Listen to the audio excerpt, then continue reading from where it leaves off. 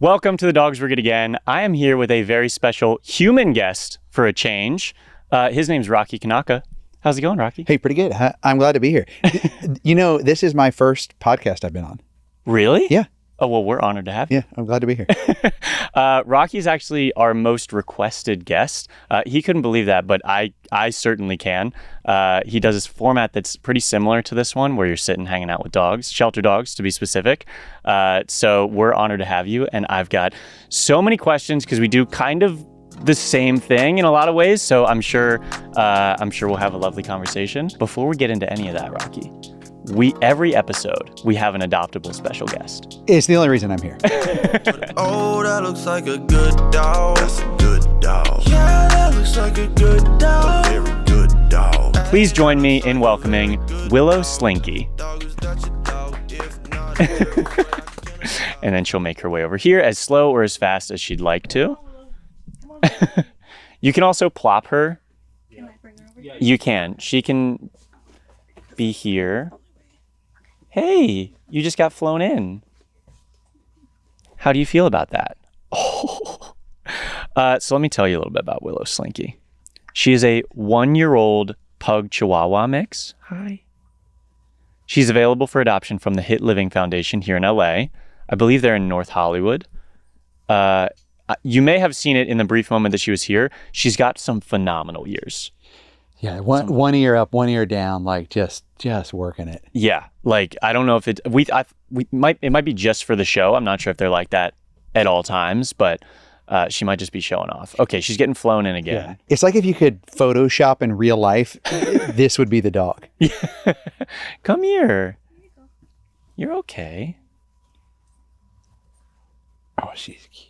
So again, available for adoption from Hit Living Foundation. They say that she walks beautifully on a leash. She's fully crate and house trained, which are huge pros. Again, she's just under a year old, so to already have those down is delightful, something that our audience is looking for. She'll likely do well with another gentle dog to help show her the ropes, or with someone who's happy to give her all the love and attention that she needs. So she'll take the attention however she can get it. The origin of her name, she's definitely got a wiggly way about her. She hops, flops, and bounces around like a little slinky toy when she's happy. Oh, is it the butt scratch? Oh, here we go. She's like, all right, okay, you scratch my head, Rocky, you scratch my butt. And if you don't stop for a second, I'll be here the whole time. You're okay. Oh. Yeah. Mom, she loves you. Yeah, maybe a little bit. Foster's had her for a month, and that is certainly enough time to get a little attached. Hit Living goes on to say, Willow is a calm and gentle girl who loves nothing more than cuddling up close. She's shy at first and takes some time to warm up, but once she trusts you, she'll be your little shadow and your favorite snuggle buddy. She's still building her confidence with new people and environments. Probably what we're seeing. But every day she's showing more curiosity and courage. Her favorite activities include cozying up on the couch, watching the world go by, and getting in some light zoomies when the mood strikes. Hopefully the mood will strike in the next 45 minutes. Willow-Slinky would thrive in a quiet home with a patient, loving adopter who's around often. If you're looking for a silly, snuggly companion who just wants to love and be loved, Willow-Slinky is your gal.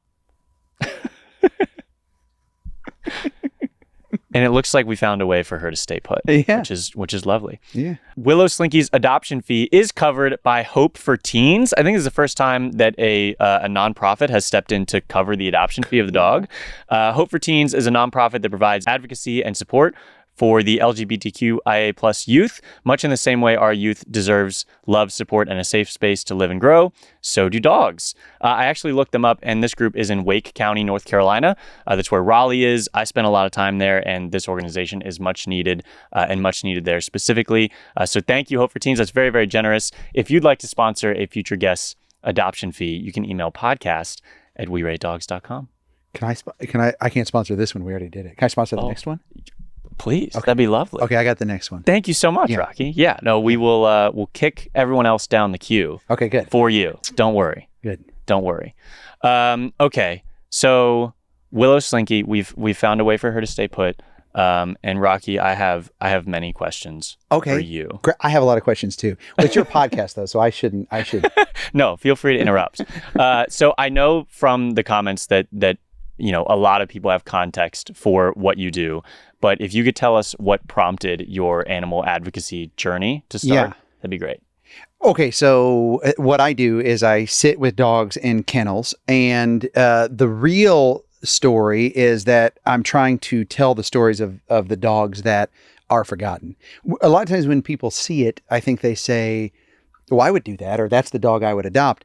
But most of the time, it's because they're watching these videos or they're dog people. But statistically, these are the dogs that don't make it out of the shelters.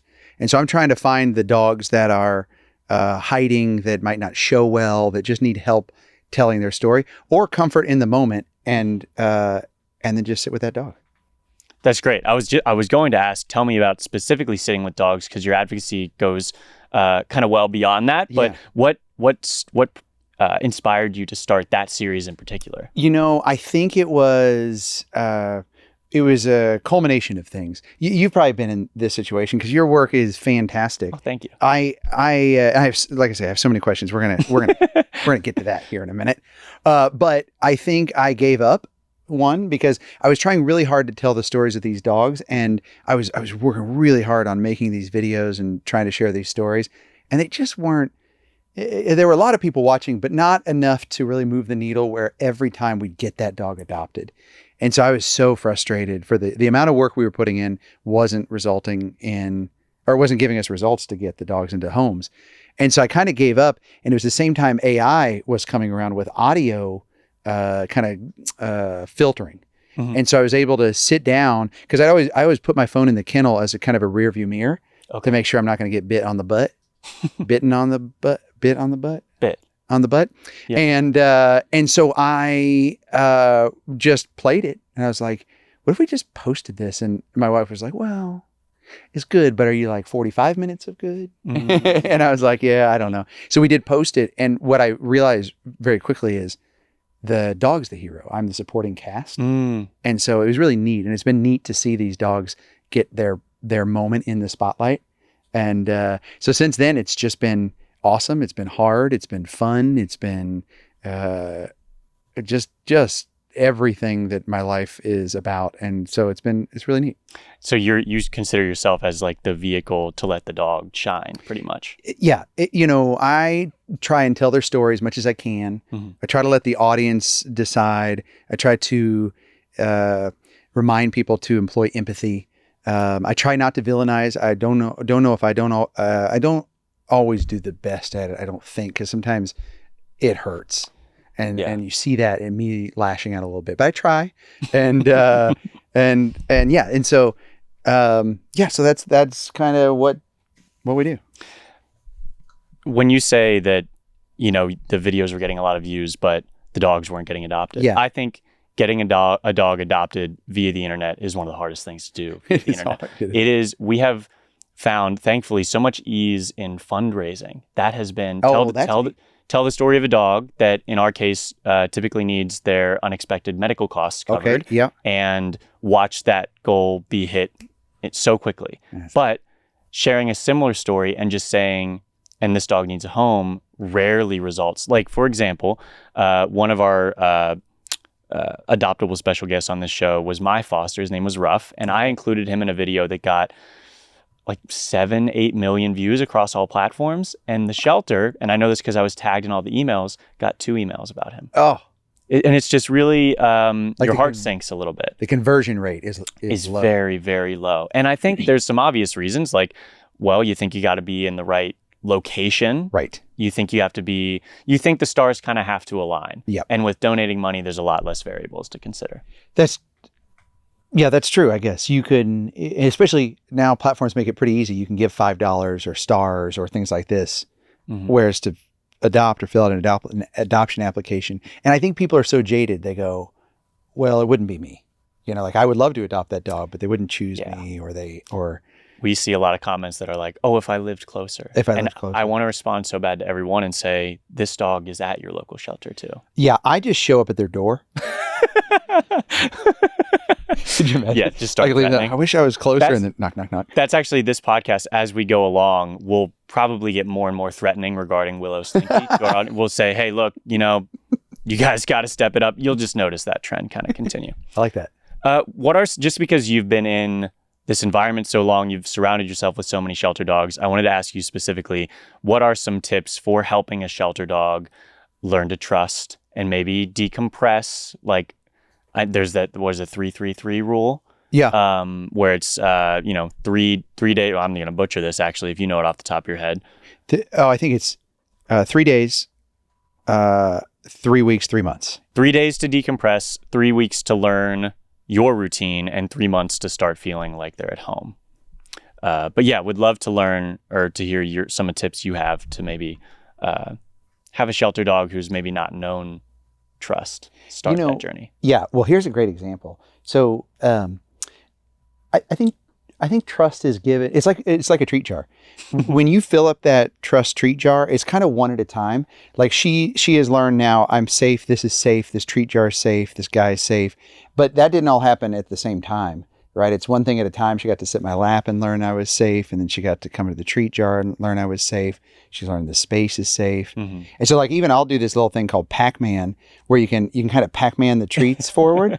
And it's trust, right? You build that trust, which then allows the dog to be open and vulnerable and not go, hey, if I allow myself to trust, I'm going to get burned, because a lot of times they have been.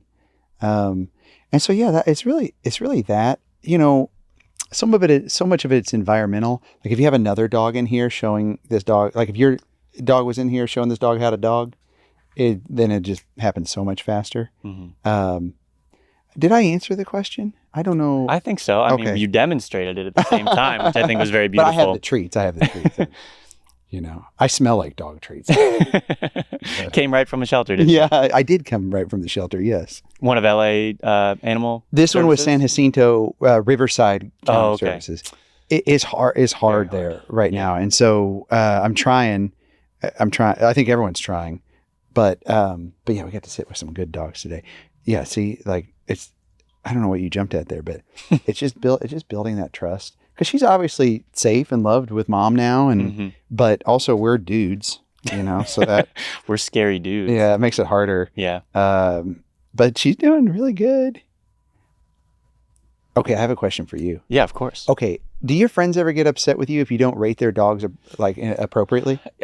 Yes, mainly because we can feature so few dogs. Yeah. It's more like, you didn't feature my dog at all. Oh. But now our team is so big that I can veer that blame right onto them. The team. Smart. Which is we have some of our team joining us today, which is why I can look at them and say that.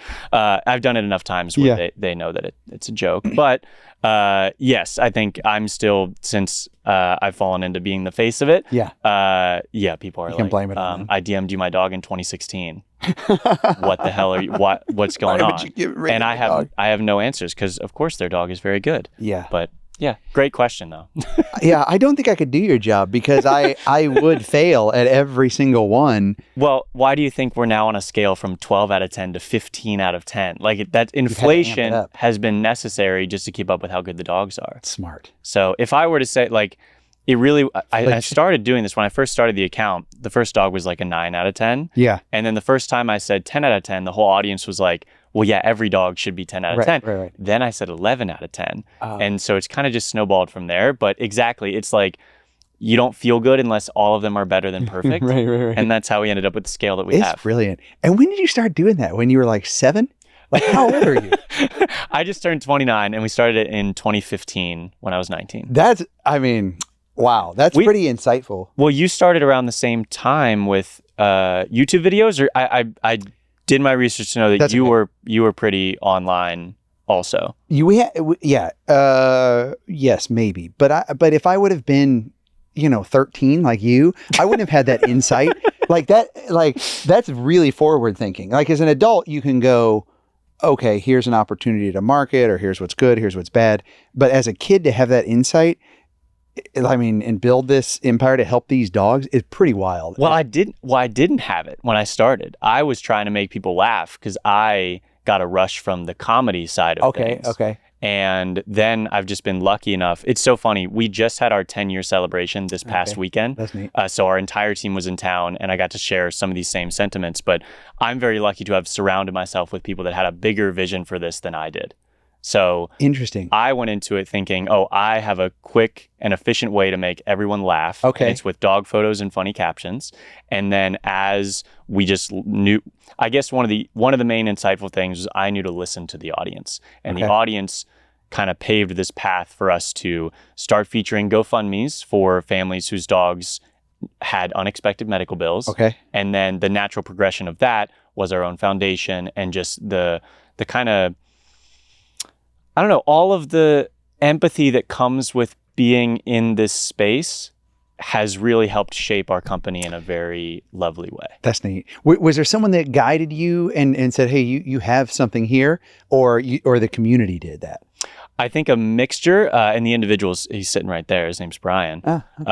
He was a big influence in making sure it could sustain itself as this thing that needed to make money in order to grow effectively and be able to help dogs in need. So I think I knew how to listen to the audience, mainly from a content side, and Brian helped significantly with making sure that we could continue doing it. Good work. See, that's good. You doing a lot of good in this world. Yeah, the ratings aren't free here, folks. We got some dogs to save. I'm sure there are many that come to mind, but do you have a specific dog or a couple of dogs that are top of mind that have really influenced you? The dogs that you've sat with in the shelters, some that have really changed who you are. Yes. I think with almost every dog I sit with, because I don't actually sit with that many, like maybe a couple a week. And so that's pretty easy to remember, especially when they're so impactful. And I've learned a lesson from, I'd say, almost every single one of them, especially a lot now that we're taking them through further in the journey to their forever home. And so, but there are a handful that have really either been there, have met me in the moment that I'm in one way or another. So if I happen to be in sadness, maybe they lift my spirits, or they are also sad and we work through it together.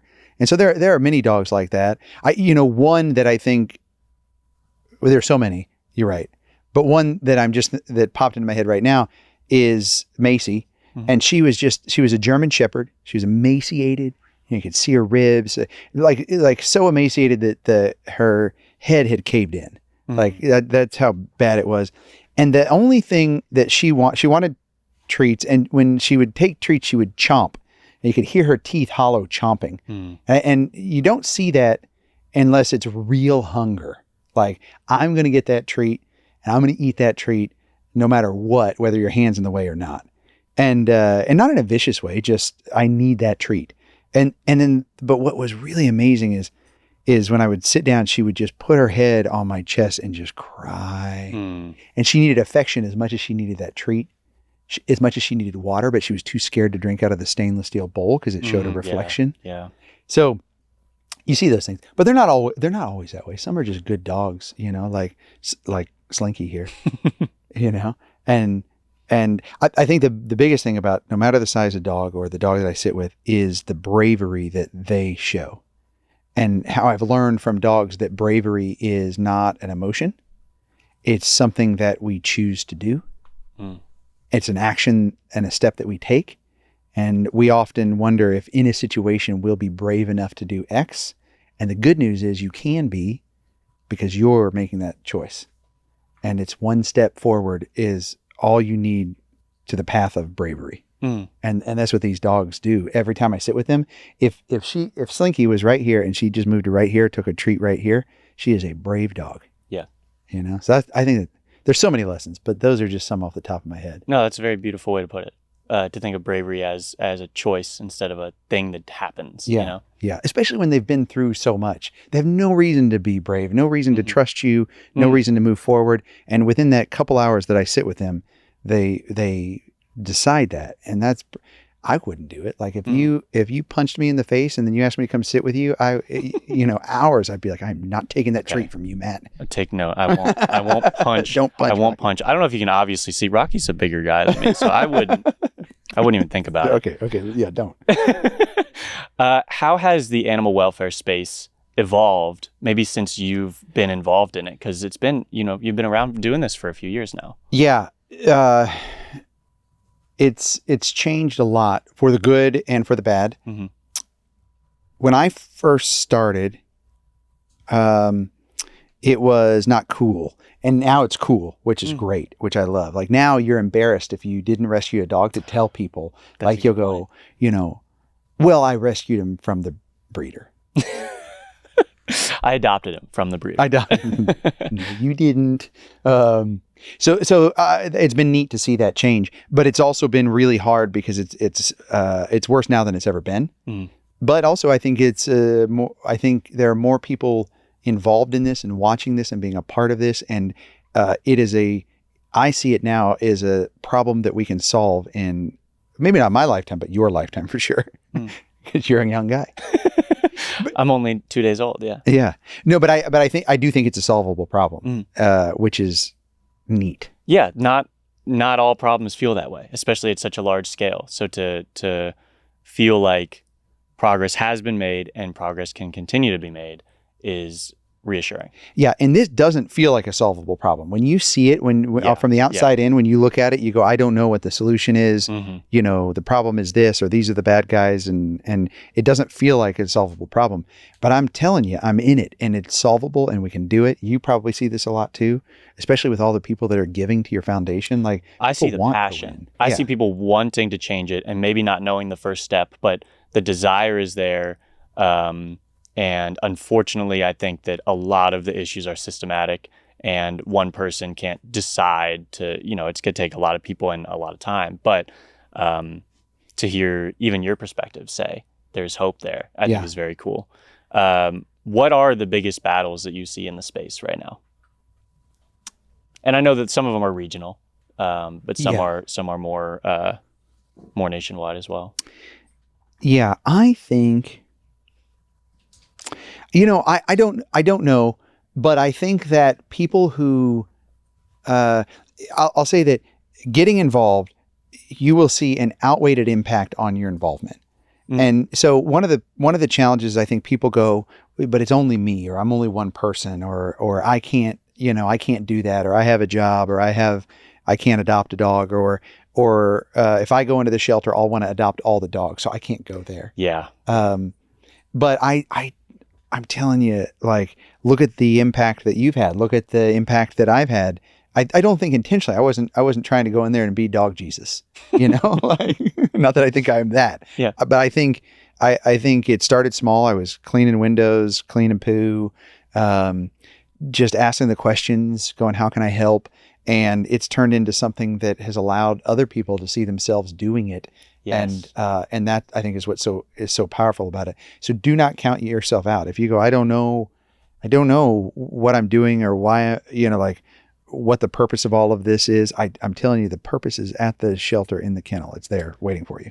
Yeah. There's a lot of, I think one of the big pros of social media is that some people have demonstrated some of these less common ways of helping. Yep. And I think it's been shown more than it's been marketed by shelters or rescues that you can like go and take one of these dogs out on a walk. You can run with these dogs to give them some exercise. You can help them socialize and help yourself know what you're looking for in a dog as well. Yeah. And it doesn't take that much commitment. Right. There's some rescues, some shelters that have a fostering commitment, but a lot will take anything you can give them in terms of your volunteering.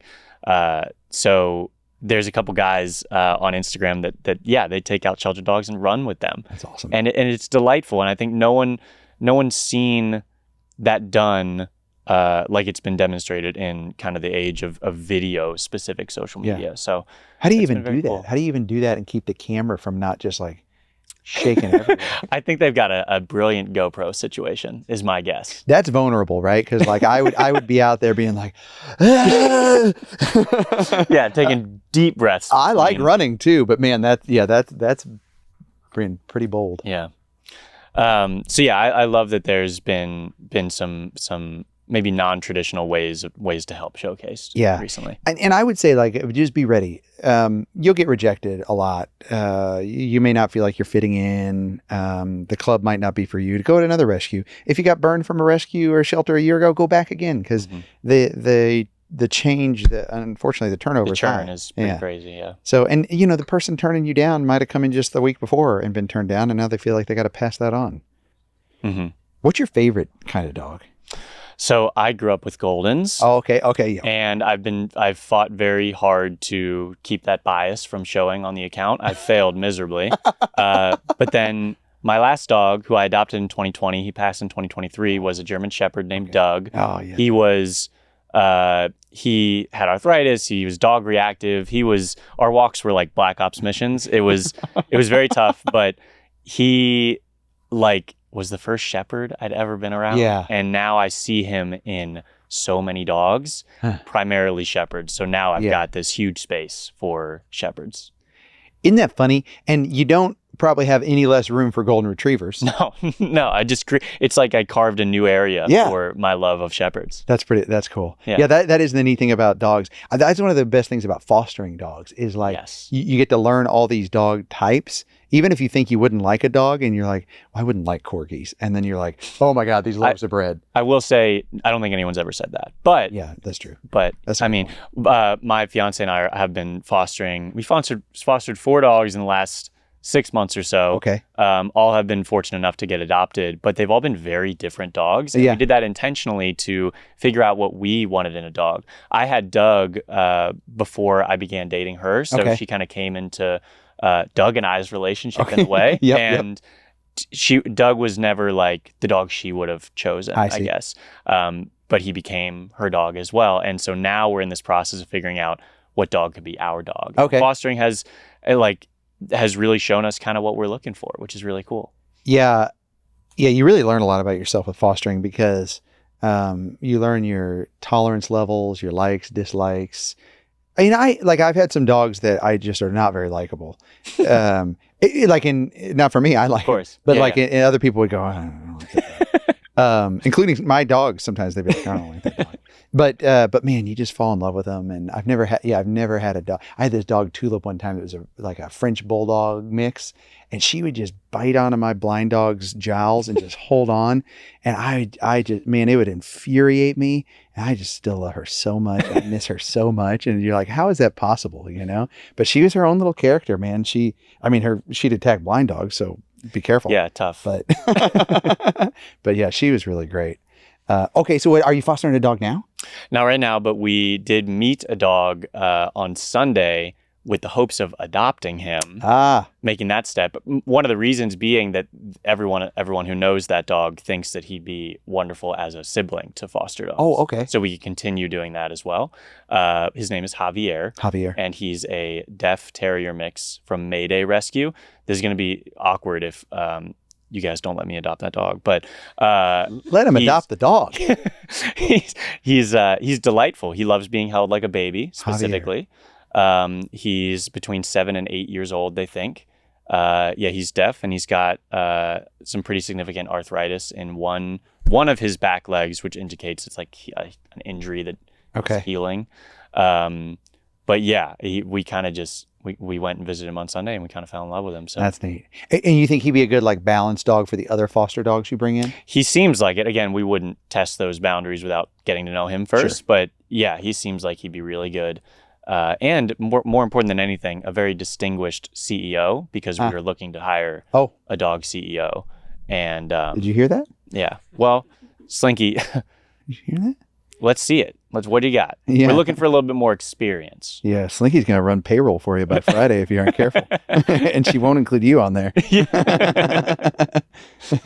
Well, that's neat. Yeah.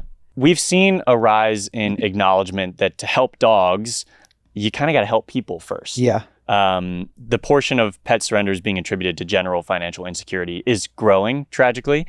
The popular phrase coming out of this, which has been really cool to see, is there's no animal welfare without human welfare. Mm. Is that a sentiment that you share and have seen kind of the impact of when your policies don't help people, the animals kind of suffer as well? Is that something that you've seen? Yeah. Yeah, that one breaks my heart. I grew up poor, and we often fed table scraps, not because we were like, oh, this is healthy for the dog. It's all we had. And I know firsthand when your family's sitting there going, we're over budget on groceries, or we don't have enough, and so we got to figure this out. And a bag of dog food is, you don't have the money. You don't have it. And if someone doesn't bring it to you, you can't feed your dog. And the better option is bringing it to the shelter so that they can eat. And because, no dog deserves a hungry belly. No person deserves a hungry belly. So I think it is hard. And I see comments, these get me. I try not to get into the comments too much outside of like supporting people. I'm sure we could talk about it a lot. Yeah, we could talk. Yeah. Yeah. Oh, I bet you get it. I can't be in your comment section. I'd get after them for you. But you get people going, why don't you help people? And I've never been in a situation. It's like, yeah, people too. Like, I've never been in a situation where I've gone, well, I helped Ted, and so I got no room for you, Slinky. Sorry. I've never been in that situation where you just can't help both. And, have you seen the guy, he's coming on my podcast that I invited you on. And I'll be there. Be there. Yeah. And then your staff then said, well, you come on ours. And I said, okay. But no, Dr. Kwan, and he goes out to homeless. Wonderful. And I'm so excited to talk in depth. His book is great. And and he does that firsthand, and he sees it. And I like, so one, I need to come back to you on that, because I'd like to see what his thoughts are, because he's out there doing the work. Oh yeah. It's very impressive. I think that the overwhelming amount of pets that we're seeing come into the shelter right now is because vet costs are insurmountable, and inflation is high. And so at the end of the day, when you go, I don't have any money left over, you don't know what to do, and your heart breaks. And I think I don't think most of the people bringing the dog to the shelter are bad people. I just think they don't think they have any other choice. Yeah. And also often they don't have any other choice. It's heartbreaking. That's a job that I, like a shelter intake, volunteer or staff member. Yeah. Devastating. Like I mean, there's many jobs within the shelter environment that I would find very difficult. That is one that I don't think that my heart would heal every day. Like, that's so tough. Yeah, I think you would see the hardest thing. I also think you'd just be poor, because I'd be like, yeah, I have a pickup truck. You can have it. So I don't think you'd have anything left at the end of the day. Yeah. If you're doing it wrong, maybe. Yeah, one of because our foundation, we sponsor shelter dogs with medical needs, but we're a Band-Aid to a lot of foundational issues. One of those foundational issues is that people go to the vet because their dog had an unexpected thing happen. Okay. And the best option is to surrender them at that moment because they can't afford the cost. Okay. They end up either being, euthanized, or like, so one of the foundational issues is, can we be at that point of service when they're saying, I can't afford that, I don't know what to do? Yeah. Can we provide an option in that moment for them? And it's a very tough challenge. Like, that's something that's not easy to, because it started with us being like, well, can we physically be there to offer other opportunities? And you can't. Yeah. You can't. But hold on. Okay. But let's not discredit what you're doing here. So your foundation is covering medical bills for people that can't afford them? Yeah. So we partner with rescues across the country. We have 54 rescue partners now, and they submit pleas to our foundation. Oh, that's cool. And pleas from their community, and they kind of summarize. Here, I can actually. So we're just we didn't really hit a milestone, but we're at 22, almost 2,300 dogs sponsored. Okay. Their average medical cost is around $4,000. Okay. So that's what we're looking at every time we say yes. Which is just kind of crazy. Anyway. Kind of crazy. So these are dogs that our rescues have submitted to us. This would only be in the last week, so we got 3 of them. 2 from Muddy Paws in New York City, and 1 from Stumptown Strays, which I believe is in Portland. Okay. Yeah, that's really smart to have the rescues submit them too, because then it's kind of just a filter to some extent, because then the rescue can have that hard conversation with an individual if they think it's not going to work. Yeah, but again, the rescues are typically walking through the shelters and saying, okay, who can I help here? Yeah. and we have some amazing rescues that also have programs for if you're going to owner surrender, they can say, stop, we can help you before you surrender, so that, or if you do surrender, it's to us and our intention is to provide the dog back to you. That's neat. Yeah, because that is just not something that happens. Yeah. Okay. That's where you see a lot of the, unfortunately, some of the shelters I'm at, they don't have that. But I've seen the tables where they're out at the table where the surrender's at and they're catching people before they come in. That's cool. Yeah.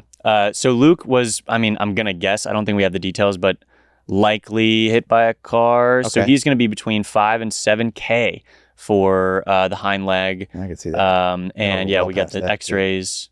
I mean, that's broken. Oh, look at that. Oh, that's going to be more than 5 to 7K. Big broken. There he is. That's post-surgery, so they were probably looking at retroactive funds for Luke. Okay. So that's good. So then they know the cost. Yeah, sometimes they can get very specific depending on when we jump into the situation. Okay, what a cute dog. But yeah, this is Luke. Oh, look at that. Luke's worth every dollar of that $7,000. So then essentially, like, these dogs will fall into buckets of fundraising paths. So we don't always need to, we're very lucky to have a membership base that allows us to, like people that donate monthly, that allow us to say yes to these dogs before needing to publicly fundraise. Yep. Occasionally the story is one that necessitates public funding for a variety of reasons. We have our merchandise, which is Tell Your Dog I Said Hi, where a portion of proceeds go to this. But we'll just put these dogs in like this is how we're going to tell their story to either raise the funds or just to tell their story. We don't need to do active fundraising. That's really neat, man. Thank you. That's cool. Really cool. I see your stickers on cars. Are they yours or are people ripping them off? I hope they're ours. Okay, that's good. I want to say that we have a majority at this point. That's good. But for a while, we didn't have the trademark. So you had to fight for it, huh? We kind of had to fight for it. I think, that's pretty neat. Next time I see that, I'm going to honk. Hopefully they know what you're honking at. Yeah. Who cares? I've been driving beside somebody and I've got one on either side. I've used mine to like film. And so I've got two of them and I saw somebody with them or with one on like their back window. And I had the opportunity to go up beside them and we're at a red light. And I'm like, oh my God. Hi. They had no idea what I was talking about. They thought they looked back like they had a flat tire. Yeah. Like something was, their car was on fire, something very devastating as opposed to, which is funny because that's like the opposite. It's like, if anything, they would go, oh, he wants us to tell our dog hi. Yeah. Yeah. But maybe if I had a dog in the passenger seat, it'd click a little bit quicker, but. You should have yelled at him like, practice what you preach. We've talked a lot about your content and you shared a little bit, but what do you want the main takeaway from your content to be for viewers? What is your, would you say your ultimate goal? And it's okay if there are more than one. Yeah, I hope that one day you don't know the difference between me sitting in a kennel and anybody sitting in a kennel. Like people are like, can I do this? Yeah, do this. Like I don't need to own this. I want people to do this. I want to, I think that's it. I want people to know you can do what I'm doing. That's very cool. Yeah. I was at a shelter. It was West Valley in LA. And there was a woman that was sitting in the row of kennels reading to the dogs. That's neat. And it was complete, like she was just there. She wasn't affiliated with the shelter. That's neat. She was kind of bouncing between whichever dog she felt like needed it in the moment. Okay. And I was able to watch in real time because we were waiting on someone to help us with my foster that I had. And it calmed them down. That's neat. It was just very cool to see in person. And so I can validate that anyone can do it. Yep. And yeah, I think it's beautiful and very self-aware to say, I don't want to be, when you think of someone doing that, I want dozens of people to come to mind. Put me out of a job. I think that if people go do this, when I see people doing it, it warms my heart so much because people come up and tell me thanks all the time, but I don't. It's the individual that's doing it, like the person you're talking about that's reading, that's never going to get a thanks. It's never looking for a thanks. If you're watching this and you're volunteering at your rescue or shelter, like those are the real heroes. Those are the people that are doing it for nothing. I'm doing it because I want to save that dog, and they are too. But like unfortunately, you cannot save every single one of them. And so just being there for that dog in that moment and meeting them where they're at is I think it just shows the best of humanity. And so I hope one day there's an army of people sitting on floors with pee and poo and stinky dogs. Yeah, that's very beautiful. This is my former dog, Doug, who I mentioned. And that is a cake from the Dog Bakery. Oh! And Rocky, I'm going to be transparent here. I had no idea you were affiliated. That's okay. When I got that cake. It does say you're adopted. I figured that'd be a funny way to share that he had been adopted. Not like you're adopted as in you're not my son. Yeah. But you're adopted as in now you're my son. Now you're my son. When I called and I was like, can you put this on there? And they were like, you want to put you're adopted? And I was like, yeah, that'd be great. But they did it for me and I really appreciate it. Okay. I wish I would have known. I would have comped that so fast. Oh, this was in 2020. Don't worry about it. Okay. But so yeah, you have four locations for the Dog Bakery. 3. we had 4, and then in a good way we've grown, and so the biggest location we closed that one down, and then we've moved to an actual bakery and that's wonderful. Pumping out dog cakes like nobody's business. So because every dog deserves a birthday cake, or a your adopted cake. Yeah, or your adopted cake. So what inspired this? What's the pivot from I'm gonna sit on the ground with shelter dogs to the Dog Bakery? Other way around. I started at the Dog Bakery. Gotcha. Yeah, I thought. Well, I love food and I love dogs, so that was easy. And I really struggle with being judged. And if you burn like a peanut butter cookie, your dog doesn't care. Your wife cares. Your friend cares. They're like, "What is this is disgusting." Yeah. But your dog doesn't care. So there's no judgment. And it's a really fun business. It's like a labor of love. You talk to any bakery owner, you don't make a dime. Like it's it sucks. Yeah. But you go into that bakery and like you talk to customers and they just light up. And like you with Doug, you have that. Doug has that forever. Look at those little teeth. Oh, it was. Oh my God. It was very, very cool, and I loved that. I got the little stamp on the card and I went through so again, I was a loyal customer after this because I wanted to celebrate my dog in all these ways. And I was like, what better way than for them, like a giant treat. And then again, the visual of it, I think is what makes it as well. It's outweighed. The amount of time I put in on the Dog Bakery versus the return is outweighed, but I just love it so much, you know, like just seeing happy dogs, and I eat the treats.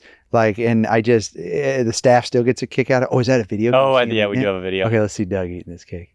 He was very respectful. Oh, yeah, he's distinguished. And I think there's, they tell you to, chop it into 4 slices and make sure he does it in moderation. But I was like, he's huge. He can handle more than the recommended. No, because then you're the customer that calls and goes, oh, my dog got sick from your birthday cake. There's something wrong with the birthday cake. Yeah. But it's like, well, yeah, if you ate a tub of ice cream, you'd be sick too, buddy.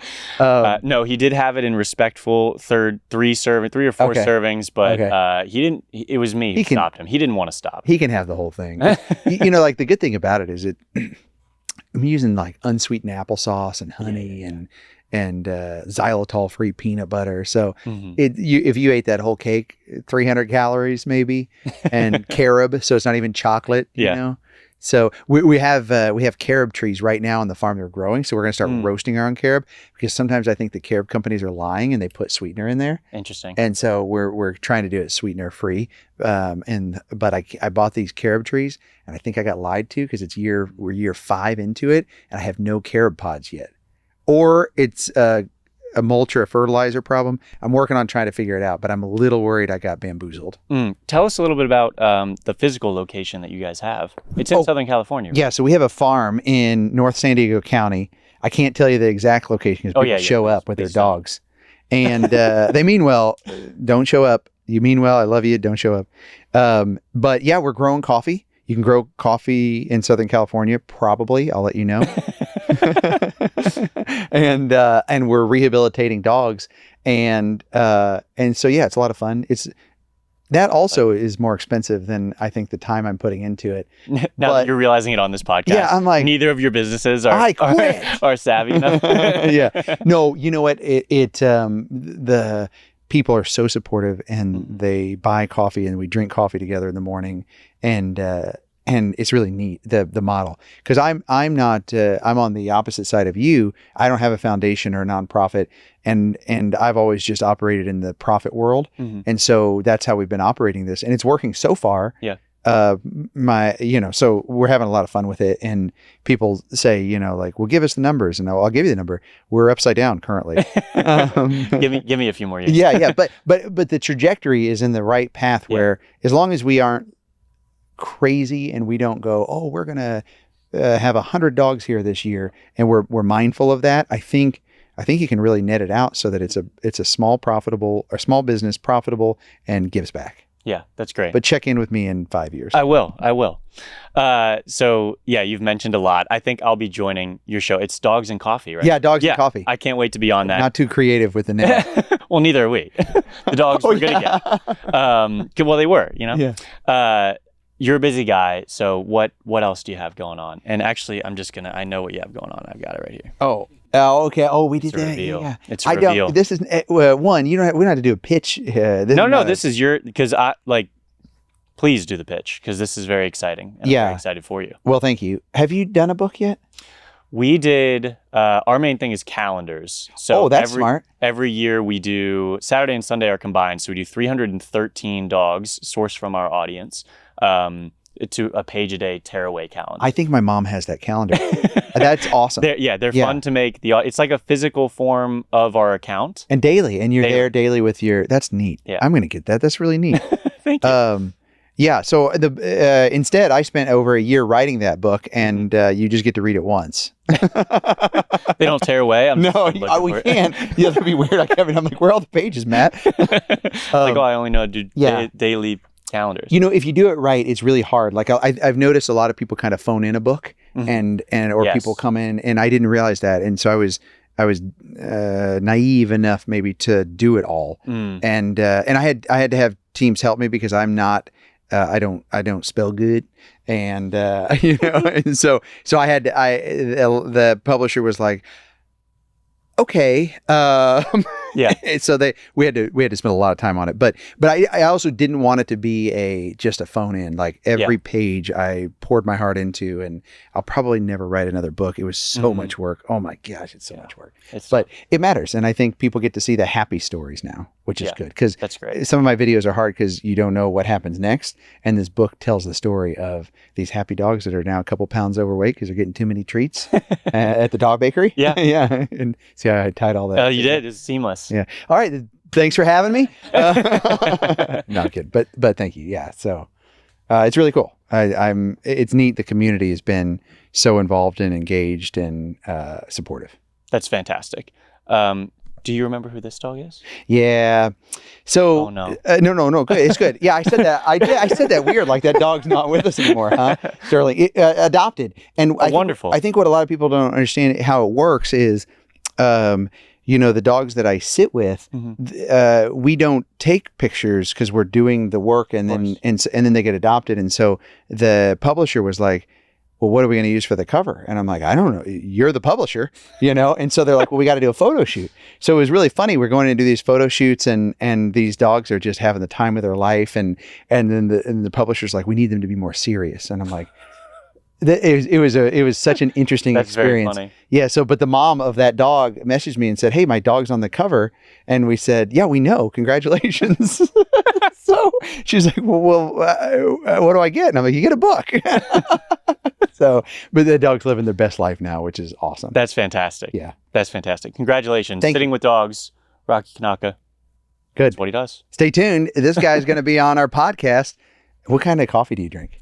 Oh my God, it's going to be embarrassing. This whole process is going to be a little embarrassing. So I have a heart condition. Okay. I grew up just very caffeine sensitive. Okay, yeah. So Sure. I love the taste of coffee. Okay. Like I love it. Yeah. But if I get like a vanilla latte, it's kind of my thing. Yeah.